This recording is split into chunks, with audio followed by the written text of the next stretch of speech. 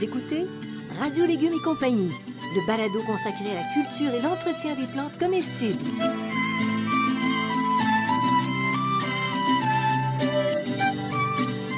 Laitue, Basilic, plantation, poivron, bleuets, pollinisation, haricots, arrosage, fraises, insectes ravageurs et maladies, concombres. fertilisation.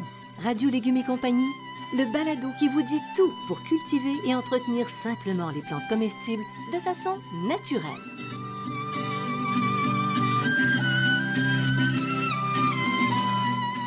Cette émission vous est proposée par Bionic, une gamme de produits certifiés biologiques. Issus notamment de la récupération des résidus marins des pêcheries de la Côte-Nord, la gamme Bionic propose des engrais 100% naturels, des algues marines liquides et un compost forestier et marin.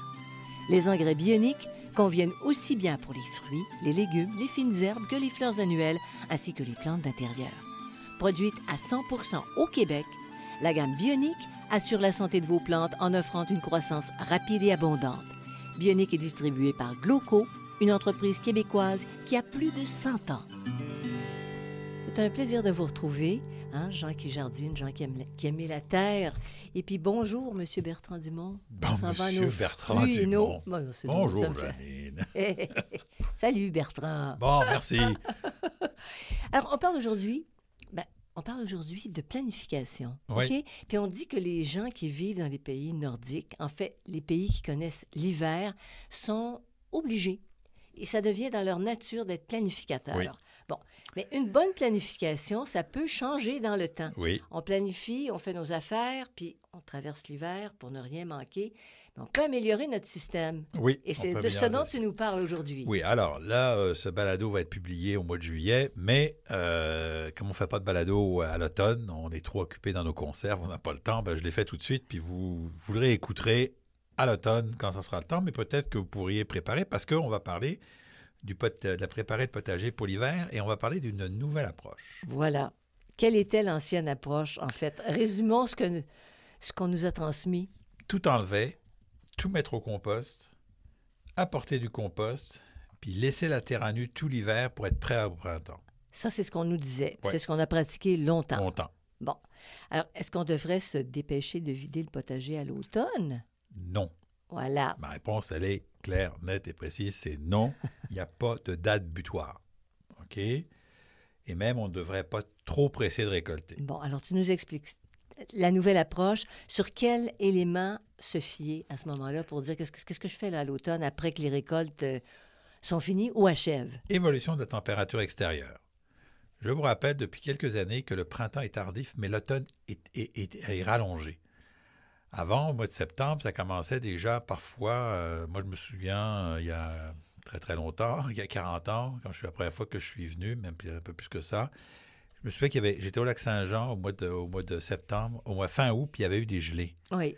Ce qu'on ne voit plus actuellement, OK, avec le Même changement au climatique. Lac-Saint-Jean. Même au Lac-Saint-Jean, c'est ça. Et donc, on a souvent des printemps qui sont plus tardifs et des automnes, des hivers qui sont plus tardifs. Donc, des automnes qui se prolongent. Donc, rappelez-vous, pour les plus vieux, souvent, à la fête du travail, on fermait les jardins. Hey, Mais là, maintenant, vous avez au mois de septembre, puis vous avez jusqu'en octobre. Donc, pas de presse. Ce qu'il faut, c'est le niveau de mûrissement des plantes comestibles. Hein, donc, si c'est décalé, donc ça va être un peu plus tard. Il y a même des légumes qu'on peut récolter après les premiers gels. Puis les premiers gels, ils peuvent aller vraiment en octobre. Donc, les betteraves, les carottes, les choux frisés, les panais, les poireaux et topinambours, ils ont plus de goût. Il y a plus de sucre dedans quand ils ont un léger gel. Donc, on peut attendre bien longtemps. Puis quand on fait de la conserverie, comme on fait, on Oui. conserve nos affaires, ça nous donne une petite chance de reprendre notre souffle. Ben oui. Tu repousses ça fin octobre, ça te donne une C'est chance. ça. Alors, comment on prépare le potager de pleine terre, un potager qu'on fait Oui. dehors, là, à passer l'hiver? Alors, Avec ta nouvelle approche. on récolte les légumes fruits, les légumes feuilles, les fines herbes, tranquillement au fur et à mesure qu'ils sont prêts. Garochez-vous pas pour tout récolter, attendez que ce soit prêt. Vous avez des tomates là qui peuvent aller jusqu'au mois d'octobre. Il y a des variétés. Mais, puis tu les couvres. On peut les couvrir. Ça annonce des nuits très, très... Je vais revenir sur OK, la couverture. c'est bon, oui. Mais donc, on attend qu'ils soient prêts, puis on y va tranquillement. Okay? Pourquoi? Parce que nos automnes sont plus longs. Et on arrache les légumes racines. OK? C'est ceux-là qu'on va arracher, mais quand ils sont assez gros, puis qu'ils ont gelé, comme j'en ai parlé précédemment. OK. Alors, est-ce qu'on devrait déraciner les légumes dont on ne récolte pas, par exemple, les racines? Non. Et oui. Là-bas, OK. Oui et non. Donc, on peut laisser les racines des plantes dont les maladies et les insectes ravageurs ne persistent pas dans le sol. Exemple, mes tomates, j'arrache plus mes tomates. Je coupe mes tomates et je couche mes tomates sur le sol. OK? Je ne les mets même pas au Tu couches tes plants de tomates. Mes plants de tomates sur le sol, je ne les mets même pas. Parce que les maladies qui sont là, de toute façon, elles sont là, ça ne change rien. Là, donc, les plantes qu'on peut enlever, c'est toute la famille des crucifères. Pourquoi? Parce qu'il y a la hernie du chou qui est très difficile à combattre dans le sol d'année en année. C'est principalement, si vous n'avez pas de hernie du chou, vous pouvez laisser aller. Mais si vous avez la hernie du chou qui se traduit par des nodosités sur les racines, puis des boules, puis de la pourriture des racines, donc les brocolis, les choux pommés, les choux frisés, les choux de Bruxelles, les choux-fleurs, les pak choy, ainsi que les navets, les radis et les rutabagas, idéalement, ça, on ramasse tout et on enlève tout. On élimine. Donc, mais il faut que tu déracines à ce moment-là quand Oui, même pour voir oui. si les nodules dont tu parles. Navet, racine, rutabaga, les autres, tu le vois parce que la plante a un peu de difficulté, là. Ah, Donc, c'est de la hernie du chou. Tu vois, c'est quand c'est la hernie du chou, là, et ça, vous ne mettez pas au compost la hernie du chou, vous en débarrassez. OK, pour pas que ça revienne Pour pas l'année que ça qui revienne, suit. parce que c'est Bon. très compliqué, la hernie du chou. Et pourquoi laisser les autres racines Alors, il y a en terre? tout simplement pour éviter l'érosion au printemps et à l'automne. Puis je dis bien au printemps, à l'automne. Faites attention, si vous lisez un livre européen, ils vont vous dire au printemps, à l'automne, au printemps, en hiver et au printemps. Il n'y a pas d'érosion au Québec en hiver. Non. Le sol est gelé. C'est gelé, c'est et ça. quand il y a de la neige, il n'y a pas d'érosion. Donc, c'est vraiment l'érosion de printemps et d'automne. Donc, au pluie automnale et à la fonte des neiges. Parce que ça t'apporte le sol. C'est ça. Donc, c'est une érosion qui est dommageable pour les qualités du sol. Si vous laissez les racines, elles vont maintenir le sol en place. Fait que tu coupes tes tomates. Oui. Tu coupes le tronc. Je laisse 3 cm. toutes les racines dans le sol. Toutes les racines dans le sol. Je laisse toutes les racines de toutes mes plantes. Outre celles que tu as dit, des crucifères. Outre les crucifères, je laisse tout ça dans le sol. Parfait. Mais le sol, donc, va mieux se tenir. Et donc, s'il y a de l'érosion, les racines vont mieux tenir.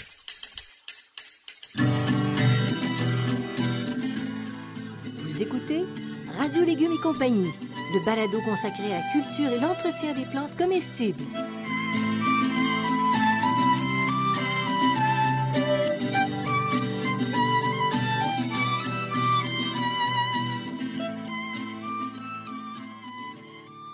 Bionic, la gamme des engrais 100% naturels et éco-responsables, propose Bionic Algues Marines. En plus d'apporter des éléments nutritifs et des oligo-éléments, ce concentré favorise la bonne santé de la biologie du sol. Elles contiennent des phytohormones qui activent la croissance et la productivité de vos plantes. Bionic Algues Marines stimule les mécanismes de défense naturelle des plantes en augmentant la résistance au stress, en particulier lors de la transplantation. Bionic Algues Marines, distribué par Gloco, est en vente dans les centres de jardin.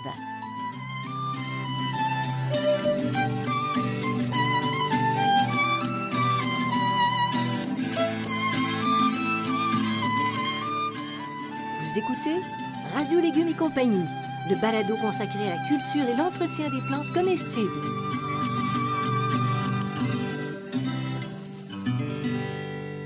Bertrand, est-ce qu'on peut laisser les feuilles dans le potager? Comment tu fais? Oui, on peut les laisser. Avec ta nouvelle approche, il faut Avec toujours ma nouvelle le approche. dire. Donc, les feuilles, c'est quoi? C'est des débris organiques.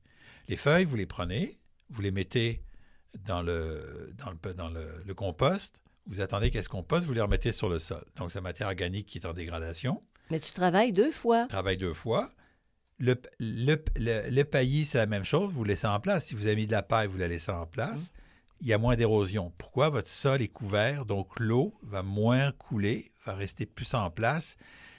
Quand la goutte d'eau tombe, si vous regardez ça, on a déjà tous vu ça à la télévision en ralenti, quand elle tombe, on voit des particules de terre qui se lèvent et qui s'en vont. C'est elles qui vont faire l'érosion. Si vous mettez de la paille, la terre est pas touchée, puis elle rejaillit pas. Oui. Je trouve pas mon mot, elle rejaillit pas. Oui. Donc, en laissant les plantes sur le dessus, C'est ça qu'on va éviter. Ça minimise. Ça minimise Ça l'érosion. éclabousse. C'est ça. C'est des éclaboussures. C'est ça. Donc, Ça revole. par exemple, je mets du paillis pour les tomates, mais souvent, ce que je vais prendre, c'est que les grandes tiges de tomates, là, je vais les prendre puis je vais les mettre sur une plate-bande, une planche où je n'ai pas mis de paillis. Okay? Oui. Parce que j'ai certaines où je mets du paillis, certaines, j'en mets Oui, pas. Là. oui. Donc, à ce moment-là, mais là où il y a du paillis, j'en mets pas, mais je m'arrange. Par exemple, sur les oignons, je mets pas de paillis. Ben, ma planche d'oignons, une fois que je l'ai récolté, là, je vais utiliser des branches ailleurs pour le mettre. Vous pouvez, s'il y a beaucoup de vent, vous pourriez mettre des feuilles aussi. Si vous avez beaucoup de feuilles, vous pouvez mettre des feuilles dessus. Mais on dit que ça va partir au vent. Et bien là, vous pouvez mettre votre filet, le filet que vous avez utilisé contre les oiseaux pendant l'été. Ben, vous mettez le filet avec, ils se vendent des petits... des petits pics, des petits pics en arceaux, là, des mini arceaux. Vous mettez des arceaux pour tenir ça. Ça tient tes feuilles. Ben, en plus de ça, c'est que cette couche de matière organique va un petit peu se décomposer, puis elle va donc nourrir les micro-organismes du sol. Ils en ont besoin. Il y a un petit détail important, c'est qu'en recouvrant le sol, le réchauffement au printemps va être plus lent. Il est plus lent, parce que ça sert encore d'isolant contre le soleil. C'est ça, dans le sens inverse. Si on a vraiment des grosses attaques, vraiment des problèmes importants, on évite de laisser sur le sol les débris d'aubergines, les bêta-cardes, betteraves, carottes, oignons, poivrons, pommes de terre, tomates. Seulement s'il y a eu des infestations. C'est des grosses infestations. Si on voit des grosses infestations, on les enlève. Oui. Par exemple, les poivrons, je n'ai pas de grosses infestations, je le laisse. Les tomates, je n'ai pas d'infestation sur mes tomates, je le laisse. Mais les carottes, si j'ai la bout de la carotte, je ne le laisse pas. Si j'en ai, je le laisse. Donc, on peut laisser nos fans directement. Fait que tu agis mécaniquement pour éviter le lessivage des sols de cette façon-là. Oui. Bon. Et tu dois supprimer, on va arriver aux herbes indésirables parce qu'elles font aussi partie du décor. Oui, que j'appelle de plus en plus les herbes spontanées. Oui. Alors, est-ce qu'on doit les supprimer? Non. Bon, OK, parce qu'elles ont des racines. Oui, pour la même raison. Des racines si elles n'ont pas de fleurs.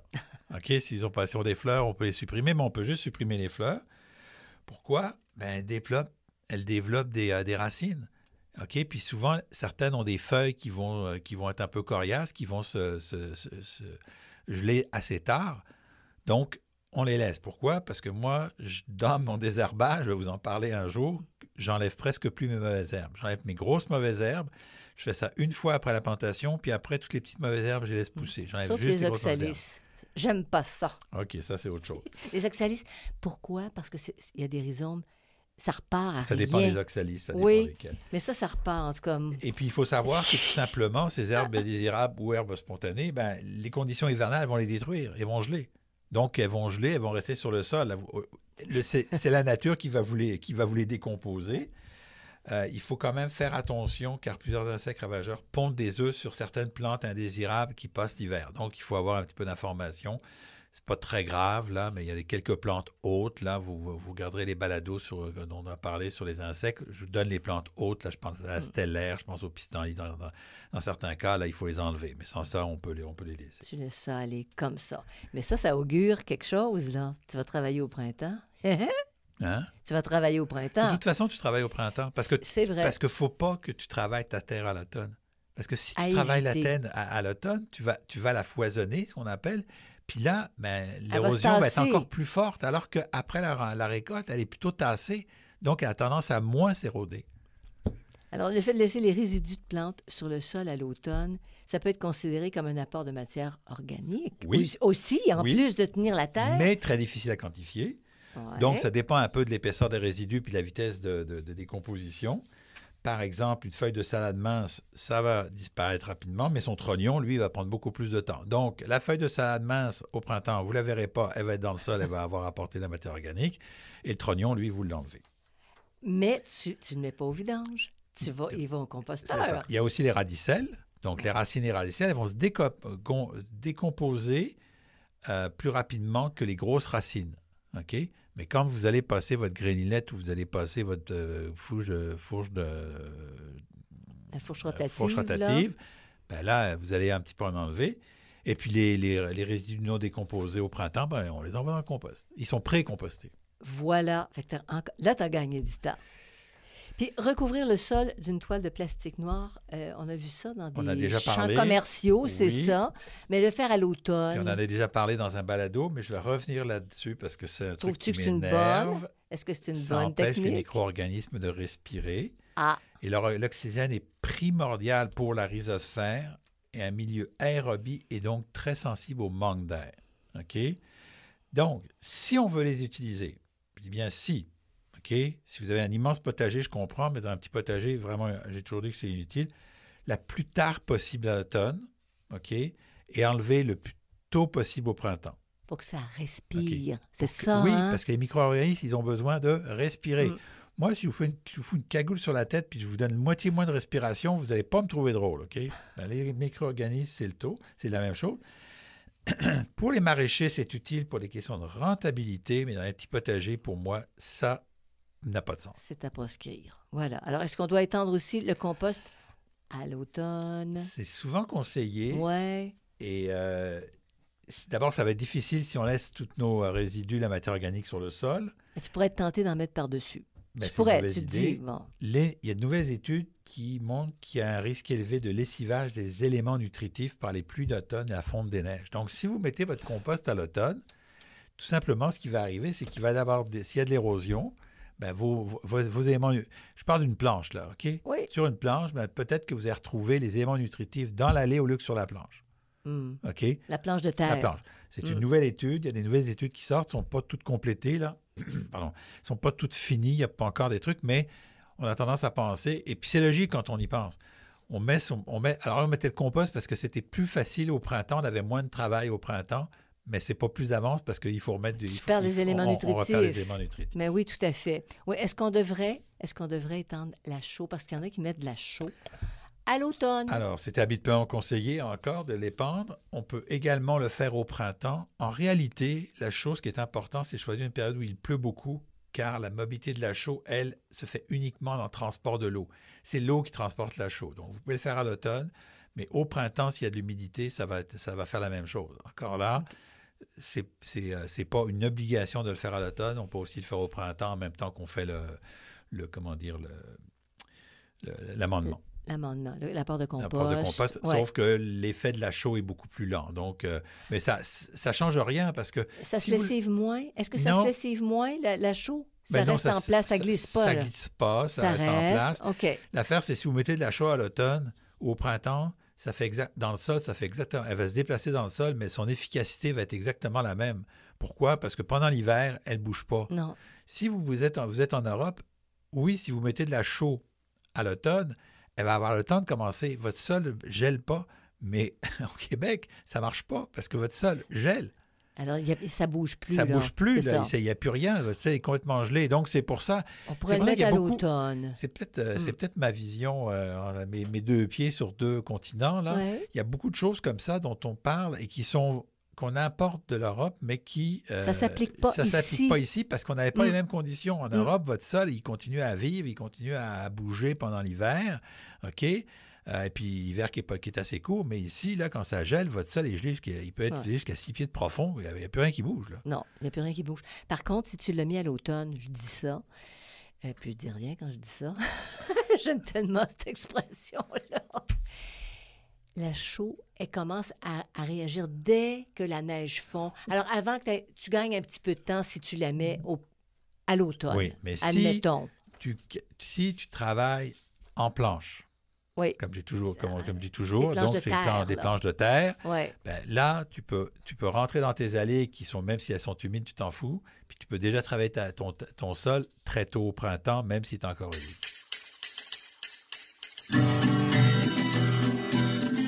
Vous écoutez Radio Légumes et compagnie, le balado consacré à la culture et l'entretien des plantes comestibles.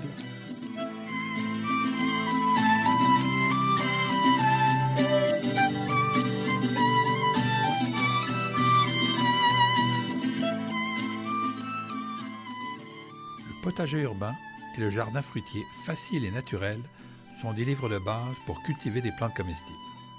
Pour aller un peu plus loin, je vous propose aussi le potager productif sur les rotations et le compagnonnage et le jardin en pot pour les cultures en contenant. À partir de mon expérience personnelle d'horticulteur, je vous propose des centaines d'informations utiles qui rendront plus facile votre pratique du jardinage. Tous mes livres, produits 100% localement, sont en vente dans les librairies du Québec.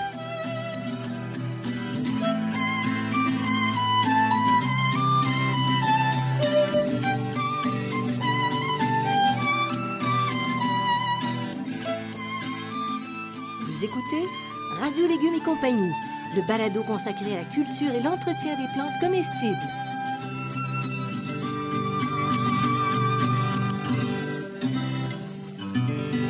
Bertrand, est-ce qu'on doit préparer le potager pour l'année suivante? Est-ce qu'on devrait commencer à le préparer? C'est les parties où tu n'as pas beaucoup de racines, où tu n'as pas beaucoup de résidus. C'est utile si... pour gagner du temps, admettons. C'est utile si vous n'avez vraiment pas de temps au printemps. OK? Mm. Je m'excuse, mais là, il y avait encore le chat qui passait. D'habitude, c'est l'écureuil. Mais là, oui, c'est vrai que c'est l'écureuil chez nous. Donc, c'est utile pour les gens qui n'ont pas le temps. Si vous avez, par exemple, un travail qui vous demande beaucoup de temps au printemps, c'est utile, mais il y a plus de risques d'érosion, de lessivage et de double travail. Donc, faites ça au printemps, là, ça va être le plus le fun. Puis comment on prépare les plantes permanentes, celles cultivées en pot pour l'hiver? Ça, il y a un questionnement là-dessus, là. Alors, les racines sont hors sol, donc il y a un risque de gel. Donc de dommages, de perte de plantes. De plantes. Il y a 4 stratégies si vous cultivez dans les pots. Protéger les racines en les enterrant, en enterrant les contenants ou en dépotant les plantes. Okay? Donc vous dépotez les plantes puis vous les mettez en pleine terre. Si vous êtes sur un balcon, c'est un peu compliqué. Oui. Vous utilisez des contenants en géotextile. Ça, c'est la particularité. Il y a une bonne aération, un bon drainage. Les plantes vont survivre à l'hiver. Pas toutes. Okay? Moi, j'ai fait des tests avec les fruitiers. C'est plus ou moins moyen. Oui. J'ai fait, des tests avec... c'est ça. Ça marche, mais c'est pas évident. Si vous avez des bacs en bois, ben vous pouvez isoler l'intérieur avec de la mousse de polyéthylène extrudée ou styroforme parce qu'il évite les gros changements de température. Et puis, le dernier, si vous avez un garage, vous rentrez les contenants dans un espace hors gel, mais où règne une basse température. Donc, un garage pas chauffé, bon, ça peut être la bonne situation. Oui. Oui. Alors, comment hiverner les contenants maintenant pour prolonger leur vie? Tu viens un peu de nous le dire, mais... Mais les contenants eux-mêmes, là, les pires menaces pour les contenants, c'est l'humidité et le gel. Bon. OK, donc, on met ça dans une cave, un garage, un cabanon. Pour pas qu'ils brisent, parce qu'ils éclatent sous le gel, c'est ça le problème. Mais oui. Voilà, on vide le terreau, on les fait sécher, on rentre les contenants. À l'extérieur, on peut aussi les garder à l'extérieur, on les vide, on les sèche, on les entasse à l'envers en les emboîtant les uns des autres le long d'un mur. Habituellement, on les met sur la première rangée et on met un bout de bois, on met un 2x4 sur la première rangée pour pas que ça touche au sol. Parce que si ça touche au sol, l'humidité va remonter. Oui. OK? Puis vous recouvrez ça d'une film de plastique ou d'une bâche étanche. Je l'ai fait de nombreuses années. Là, quand j'étais à Montréal, je n'avais pas de place dans mon cabanon. Donc, je gardais une plate-bande. Je mettais des 2x4. Je mettais mes pots entassés les uns sur les autres. Puis là, je mettais un plastique que je m'assurais. Je m'attendais que les pots soient bien secs. Oui. Bien sec. Puis là, je mettais un plastique par-dessus dont je m'assurais qu'il n'y avait pas d'eau qui rentrait. Tu n'as jamais perdu de Puis peau. J'ai jamais perdu de peau avec ça. OK, ils n'éclatent pas parce qu'ils n'ont pas d'humidité qui devient de la glace, voilà. C'est ça. OK. Alors, nous voilà. On sauve nos pots en terre cuite particulièrement. Il y a la terre cuite, c'est sûr que les pots en métal, tout ça, mais les pots en béton non vibrés, il y a toutes sortes de pots, là. Vous référez à mon livre sur la culture en pot, où j'explique en détail tous les éléments. Mais là, tu nous fais un peu peur parce que quand il faut vider nos mardis pots extérieurs, qu'est-ce qu'on fait du terreau? Parce qu'il faut que tu gères ça aussi, là. Tu ne peux pas garder ta terre dedans parce qu'il y a de l'humidité. Ben, on le recycle. Contrairement à ce qu'on nous a dit pendant des années, où on prenait le terreau et qu'il fallait le mettre s'en débarrasser et ainsi de suite. Je rappelle qu'on ne met jamais du terreau dans les poubelles, dans les vidanges. Jamais.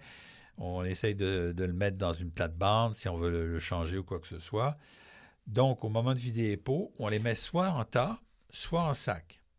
Puis au printemps, on amende le terreau, on le brasse pour obtenir un nouveau mélange. Donc, on va réutiliser... mais ta base, en fait, ça devient ta base. Sa base de terreau-là, OK? Donc, si on veut cultiver des plantes qui sont très... je manque mon mot, qui sont très gourmandes, Donc, on va rajouter beaucoup de compost. Les moyennement gourmands, moins de compost, puis les pas gourmands, presque pas de compost. On va rajouter de l'engrais. Donc, on va refaire son mélange à partir du mélange de base, là, puis on va l'ajuster. Les pots géotextiles... Puis tu disais jamais à la poubelle, parce que si tu mets de la vieille terre, on va dire ça, de la vieille terre, on disait ça avant. Oui. Tu mets ça à la poubelle, tu es obligé d'en racheter des sacs de terre. Oui. Puis il reste plein de bonnes choses là-dedans. Puis d'où elle vient, votre terre? Elle vient des terres agricoles. Ben oui. Fait qu'on détruit des terres agricoles. Pour aller chercher des sacs qu'on rajoute chaque année. C'est pour ça que j'en ai après les boîtes de terreau surélevées, là, qui est bien beau, là, mais c'est pour le dos. Mais on va arracher de la terre dans les champs pour les mettre chez nous, là.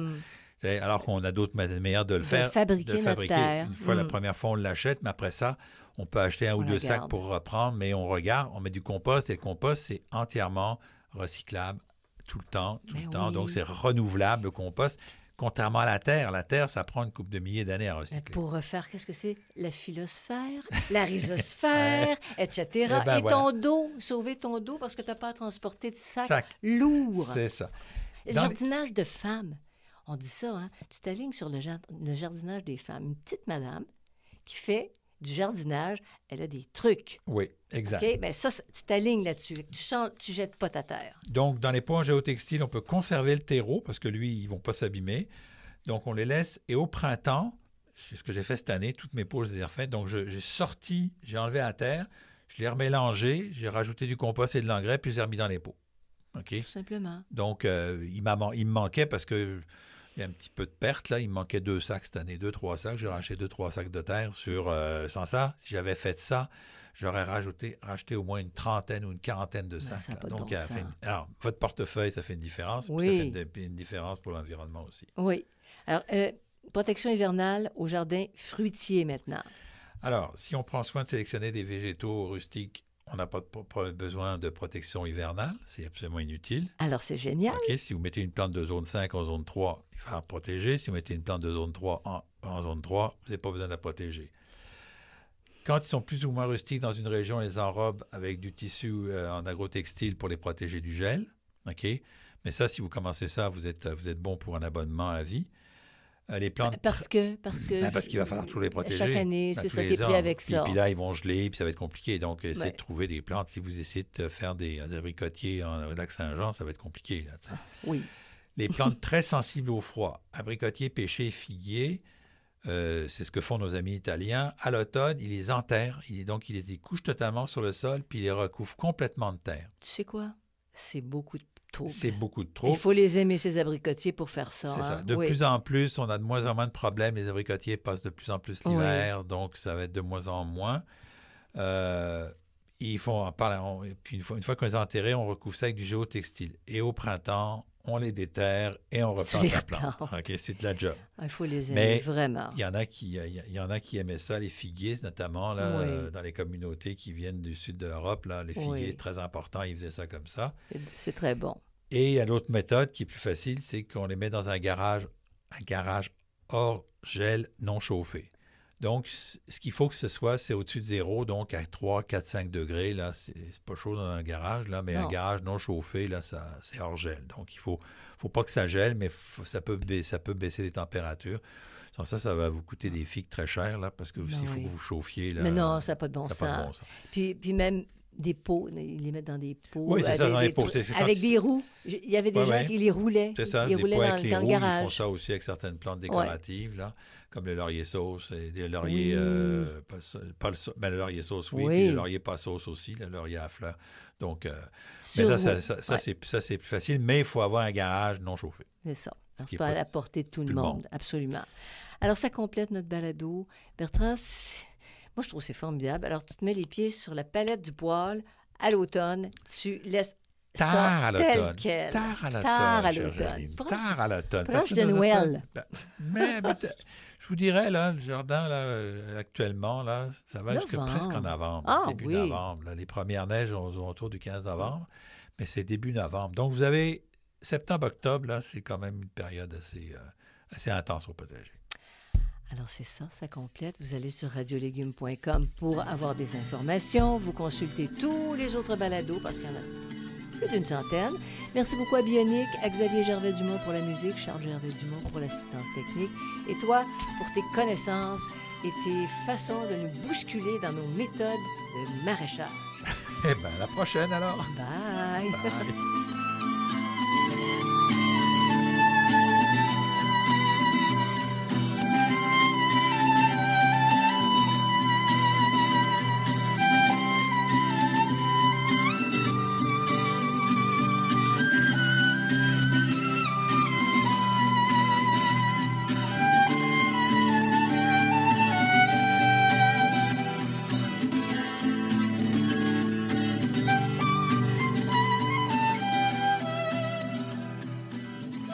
Vous écoutez Radio Légumes et compagnie, le balado consacré à la culture et l'entretien des plantes comestibles.